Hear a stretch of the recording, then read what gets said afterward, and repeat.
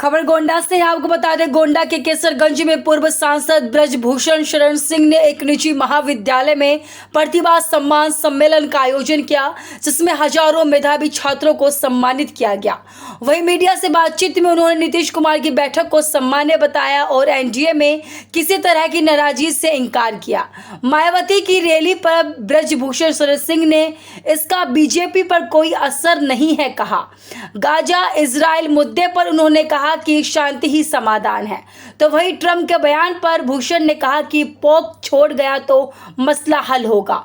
तो वही प्रशांत किशोर को लेकर कहा कि वह सभी को डिस्टर्ब कर रहे हैं, पर वोट में कितना असर पड़ेगा यह तय नहीं है।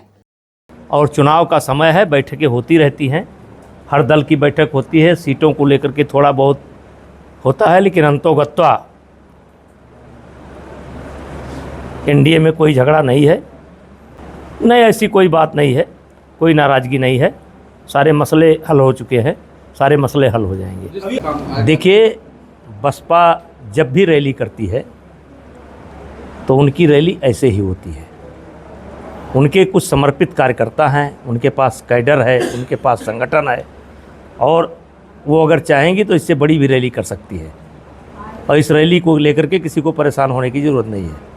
इस रैली का असर तो भारतीय जनता पार्टी पर कुछ नहीं है, लेकिन जो कयास लगाया जा रहा था कि मायावती के मतदाता कहीं इधर उधर जा सकते हैं, इस रैली से उस पर विराम लग गया है।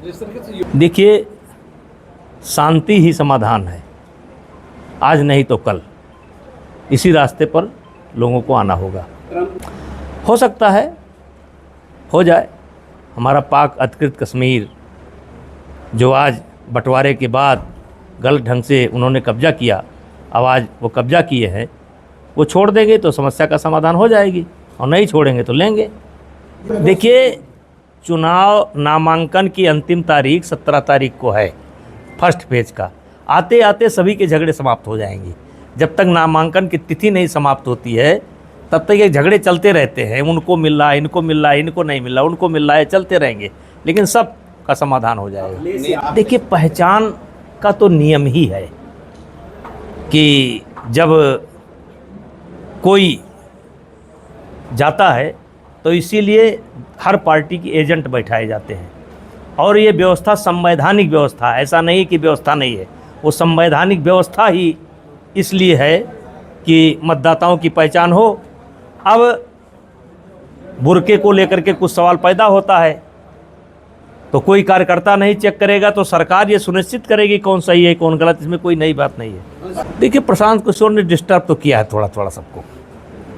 अब यह है कि वोट में कन्वर्ट होता है कि नहीं कन्वर्ट होता है, ये मुझे नहीं लगता कि वोट में कन्वर्ट होगा, क्योंकि चुनाव अंत में जाकर के वहीं सिमट जाता है कि कौन जीत रहा है कौन हार रहा है।